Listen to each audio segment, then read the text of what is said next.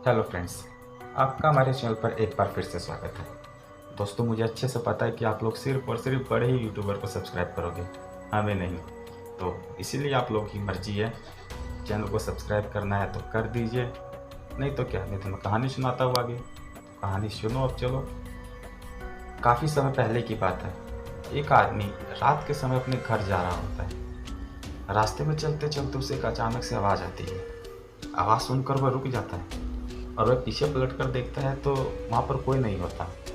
वह वापस फिर अपने रास्ते चल देता है। लेकिन जैसे ही वो थोड़ी दूर पर जाता है उसे आवाज़ फिर से आती है कि कहाँ जा रहे हो, रुक जाओ। इस बार वह आदमी रुक जाता है। वो जिस रास्ते पर जा रहा था उस रास्ते से एक दूसरी तरफ घने पेड़ लगे हुए होते हैं और वह आवाज़ वहीं पर गूंज रही थी। उस व्यक्ति ने उसी घने घने जंगलों की ओर अपनी नज़र दौड़ाई और कहा कि कौन है वहाँ।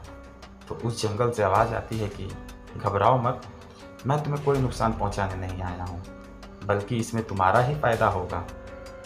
तुम तो वह व्यक्ति पूछता है कि तुम कौन हो। ये सवाल अभी मत करो, पर तुम मुझे दिखाई क्यों नहीं दे रहे हो। फिक्र मत करो, बहुत जल्दी मैं तुम्हारे सामने भी आऊँगा। तुम मुझसे बस अपना नाम बताओ। मेरा नाम सुभाष है। सुभाष, ध्यान से देखो उस ज़मीन को जो तुम्हारी आंखों के सामने है। उस ज़मीन के किसी एक हिस्से पर तुम्हें कुछ चमकता हुआ चीज़ नज़र आएगा। उसने वैसे ही किया जैसा कि उससे कहा गया, यानी उसने अपनी आंखों के सामने वाली ज़मीन पर नज़र दौड़ाना शुरू कर दिया। अचानक उसकी नज़र ज़मीन के एक हिस्से पर पड़ी जहाँ पर कुछ चमक रहा था। ऐसा लग रहा था कि जैसे कोई हीरा चमक रहा हो। वह झट से उस चमकते हीरे की ओर भागा। जब वह हीरे तक पहुंचा तो उससे कहा गया कि यह चमकती हुई चीज़ हीरा है, तुम उसे उठा लो। फिर उसके फिर उसके नीचे ज़मीन की सारी मिट्टी खोद डालो।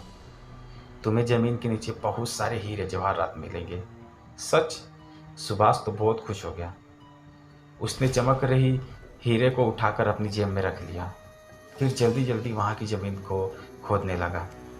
लगभग 2 फुट गहरी मिट्टी खोदने के बाद वह बुरी तरह से डर गया और चीख मारकर अपनी जगह को छोड़ने पे मजबूर हो गया, क्योंकि गड्ढे में बहुत डरावना चेहरा दफन था।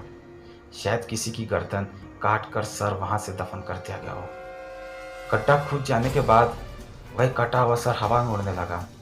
उसने सुभाष से कहा, डरो मत, मैं तुम्हें कोई नुकसान नहीं पहुंचाऊंगा। मैं तुम्हें बहुत सारे हीरे जवाहरात दूंगा, इतना खजाना दूंगा कि तुम्हारी नस्लें नस्लें भी बैठ कर खाएंगी। उसकी बातों से सुभाष के मन को भय तो लग रहा था, मगर उसे क्या नाम है, उसको लालच बहुत ज़्यादा हो गई। अब तुम ध्यान से सुनो, मैं जिस तरह चलूँ तुम उसी तरफ मेरे साथ चलना, ठीक है। सुभाष ने ऐसा कहा, ठीक है। और फिर वह डरावना चेहरा पश्चिम दिशा में बढ़ने लगा। सुभाष उसके साथ साथ पश्चिम दिशा में चलता जा रहा था। लगभग 1 किलोमीटर चलने चलने के बाद कटा हुआ सर रुक गया। सुभाष भी रुक गया। उसने सुभाष से कहा कि इस जगह की मिट्टी खोद डालो, हीरे जवाहरात यहीं गड़े हुए हैं। अच्छा, सुभाष खुशी से उछलकर बोला। फिर उसने जल्दी जल्दी वहाँ की मिट्टी खोदना शुरू कर दी। मिट्टी खोदते खोदते उसे वहाँ से हीरे जवाहरात तो नहीं मिले, मगर सर कटा धड़ अवश्य नजर आ गया। वह भी उसे देखकर बहुत ज़्यादा डर गया। उसे देखकर सुभाष चीख कर अपना स्थान छोड़कर वहाँ से दूसरी ओर भाग गया। तभी हवा में ठहरी उसकी डरावनी शक्ल ने कहा, डरो मत, ये मेरा ही शरीर है। सुभाष सूखे पत्ते की तरह थर थर काँप रहा था। अब तुम्हें एक अंतिम कार्य और करना है, इसके बाद मैं तुम्हें माला माल कर दूंगा। अब एक प्याला कहीं से खून लेकर आओ। एक प्याला खून? वह भयभीत होकर बोला, मैं कहाँ से लाऊंगा? कहीं से भी लाओ, ये काम बस मेरा कर दो।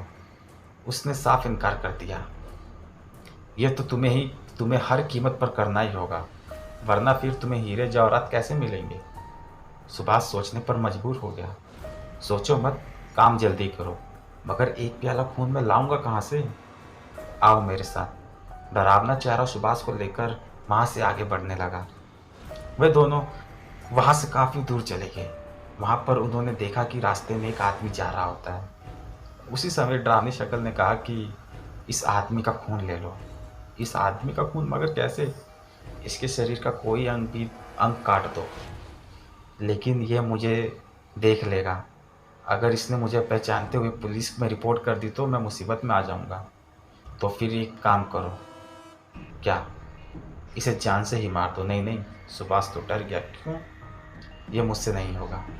अरे कोशिश तो करो, सब होगा। नहीं, मैं इसे नहीं मारूंगा। तुम्हें इसे मारना ही होगा। मैं किसी कीमत पर इसे नहीं मारूंगा। अगर तुमने इसे ख़त्म नहीं किया तो ध्यान रखो, मैं तुम्हें इतनी बड़ी मुसीबत में फंसा दूंगा कि पूरे जीवन भर तुम बैठ कर रोओगे। मुझे माफ़ कर दो, मैं इस आदमी को नहीं मार सकता। सुभाष गिड़गिड़ाने लगा। जल्दी करो सुभाष, कहीं ऐसा ना हो कि किसी और की मुसीबत तुम्हारे गले पड़ जाए। पर तुम एक प्याला खून का करोगे क्या? मैं एक प्याला खून के बगैर जीवित नहीं रह सकता। मुझे जिंदा होने के लिए एक प्याला खून हर कीमत पर चाहिए। सुभाष सोचने लगा। देर मत करो मूर्ख, डरावनी शक्ल ने क्रोधित होकर उससे कहा। जल्दी जाकर उसे ख़त्म कर दो। इसी के साथ डरावनी चेहरे ने जादू से सुभाष को एक खंजर और एक प्याला दिया। खंजर संभाल कर सुभाष उस व्यक्ति की ओर बढ़ा जो रास्ते से गुजर रहा था। शीघ्रता के साथ सुभाष ने उस व्यक्ति का गला काटकर उसे ख़त्म कर दिया। उसके घाव से बहते खून का प्याला भरकर वह डरावनी शक्ल के पास गया। डरावना चेहरा खुश होकर उसे अपने साथ वापस अपने शरीर के पास ले गया। वहां पहुंचकर बोला, इस खून को मेरे शरीर पर डाल दो। इसके कथानुसार सुभाष ने खून को उसके शरीर पर उड़ेल दिया।